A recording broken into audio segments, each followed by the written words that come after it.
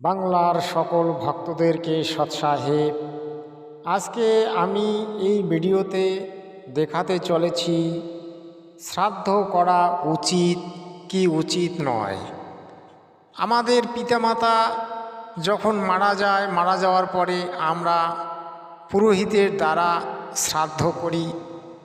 আজ এই শ্রাদ্ধ সম্পর্কে একদিকে প্রদীপ পাল আর অন্যদিকে দীনকৃষ্ণ ঠাকুর ওনারা বলবেন শ্রাদ্ধ করা উচিত কি উচিত না। তাই আজ আমরা এই দুইজনের শ্রীমুখ থেকে শুনব বেদ কি বলছে এবং শাস্ত্র কি বলছে। এই নিয়ে আজকের এই ভিডিও আপনারা অবশ্যই শেষ পর্যন্ত দেখবেন আর চ্যানেলটিকে সাবস্ক্রাইব করে নেবেন সৎসাহেব। শব্দবোধী অভিধান খুলে দেখে নিন, যদি কোথাও লেখা থাকে শ্রাদ্ধ মানে আত্মার মুক্তি, শ্রাদ্ধ মানে আমি দীনকৃষ্ণ ঠাকুর যদি কোনো শব্দবোধী অভিধানে দেখাতে পেরেছেন শ্রাদ্ধ মানে আত্মাকে স্বর্গে পাঠানো, শ্রাদ্ধ মানে মানুষের কল্যাণ করা, শ্রাদ্ধ মানে পাপ মুক্ত। প্রিয় দর্শকগণ, আপনারা শুনলেন দীনকৃষ্ণ ঠাকুর মহাশয় কিভাবে চ্যালেঞ্জ করলেন। এবার আমরা প্রদীপ পাল কীর্তনিয়ার কাছ থেকে শুনব তিনি শ্রাদ্ধ সম্পর্কে আমাদের শাস্ত্রের প্রমাণ কি দেবেন। এবং তিনি তো বেশিরভাগই মৌখিক বলেন, তবুও আমরা তার কাছ থেকে শুনব তিনি শ্রাদ্ধ সম্পর্কে কতটা জ্ঞান রাখেন। আপনারা ভিডিওটিতে শেষ পর্যন্ত থাকবেন। ভিডিওটি ইম্পর্টেন্ট হতে চলছে আর অবশ্যই আপনারা চ্যানেলটিকে সাবস্ক্রাইব করে নেবেন সৎসাহেব। মেনে নিতে হবে যে শ্রাদ্ধ বাড়িতে কেন খেতে নেই। যিনি যার নামে শ্রাদ্ধ তিনি যদি ধার্মিক মানুষ হন, হরে কৃষ্ণ, তিনি যদি তার ভক্তি থাকে ভগবানের প্রতি, তবে তার শ্রাদ্ধে কিন্তু সবাই সেবা করতে পারে। প্রিয় দর্শকগণ, আপনারা শুনলেন প্রদীপ পাল মহারাজের কথা কীর্তন।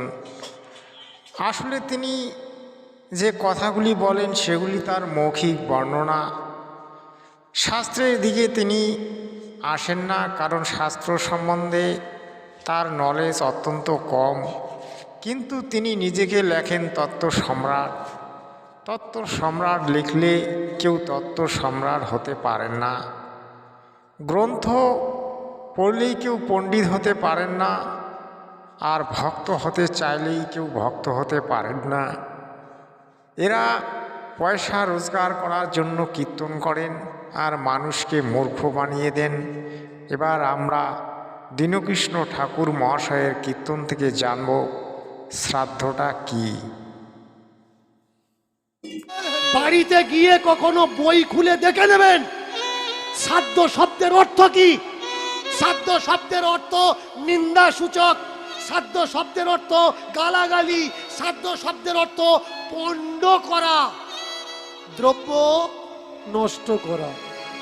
একবার অভিধানটা খুলে তো দেখুন শব্দ অভিধানটা, তারপরেও যদি শ্রাদ্ধ করেন এই দায়িত্বটা আপনার, এ দায়িত্বটা আমার নয়। তাহলে দীনকৃষ্ণ ঠাকুর মহাশয়ের সঙ্গে আমি একমত, কারণ আমার জগৎগুরু তত্ত্বদর্শী সন্ত রামপাল মহারাজজি তিনি বলেছেন শ্রাদ্ধ করা আমাদের কর্মকাণ্ড, এবং এই কর্মকাণ্ড যে করবে তাকে ভূতলোকে যেতে হবে, তাকে পিতৃলোকে যেতে হবে। শ্রাদ্ধ করলে কারো আত্মা কোনোদিন মুক্তি পায় না, তাদের আত্মা ভূত প্রেত জুনিতে চলে যায়। এই কারণে সন্তরামপাল মহারাজের শিষ্যরা তারা শ্রাদ্ধ করে না, কারণ জগৎগুরু তত্ত্বদর্শী সন্ত রামপাল মহারাজজি গীতায় এবং বেদে এবং মার্কণ্ডীয় পুরাণে প্রমাণ করে দিয়েছেন শ্রাদ্ধ করলে মানুষের আত্মা মুক্তি পায় না, তারা পিতৃলোকে গিয়ে ভূত হয়ে যায়। তা আপনারা যদি ভূত প্রেত হতে চান তাহলে শ্রাদ্ধ করতে পারেন। এতগুলি কথা শোনার পরেও যদি আপনাদের চোখ কান না খোলে তাহলে আপনারা নরকেই পতিত হবেন, কারণ আপনারা শিক্ষিত হয়েছেন। শিক্ষিত হয়ে যদি মূর্খ হয়ে থাকেন সেটা আপনাদের ব্যাপার। এবার আমরা শুনব দীনকৃষ্ণ ঠাকুর মহাশয়ের কথা কীর্তন সৎসাহেব। পরিবর্তন হবে না। আমাদের সব থেকে বড় ভণ্ডামো চলছে কোন জায়গায়? এই মৃত্যুর পরে আপনি আপনার বাবা মাকে চিতায় তার অন্তিম ক্রিয়া করলেন, করানোর পরে আপনার গালায় কাছা তুলে দেওয়া হলো। আপনারা এতক্ষণ ধরে শুনলেন দীনকৃষ্ণ ঠাকুর মহাশয়ের কথা কীর্তন। আমরা এই কথা কীর্তন থেকে আজকে বুঝলাম যে আমাদের শ্রাদ্ধ পিণ্ড করা উচিত নয়। এবার আপনারাই বিচার করবেন, আপনারা কোনটা ঠিক করবেন কোনটা বেঠিক করবেন, সেটা সম্পূর্ণ আপনাদের উপর নির্ভর। আজকের ভিডিও এতটুকুই। আপনাদের কেমন লাগলো আপনারা কমেন্টসে জানাবেন। সৎ সাহেব।